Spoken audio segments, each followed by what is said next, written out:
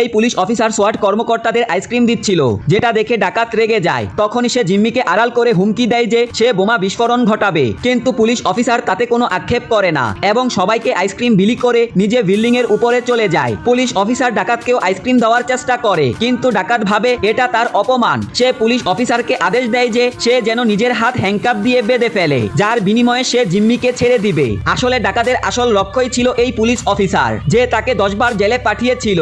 ডাকাত হুমকি দেয় যে সে বোমা বিস্ফোরণ ঘটিয়ে পুলিশ অফিসারের সঙ্গে মারা যাবে, কিন্তু পুলিশ অফিসারের উপর এর কোনো প্রভাব পড়ে না। পুলিশ অফিসারকে দেখে ডাকাত পুরোপুরি ভেঙে পড়ে। তখন পুলিশ অফিসার ডাকাতকে একটি মেডিকেল রিপোর্ট দেয়, যেখানে লেখা ছিল তার ক্যান্সার হয়েছে এবং তার বেঁচে থাকার জন্য আর মাত্র 1 মাস বাকি আছে। পুলিশ অফিসার ডাকাতকে ধন্যবাদ জানায়, বলে তুমি আমাকে একজন শহীদের মতো মরার সুযোগ দিলে।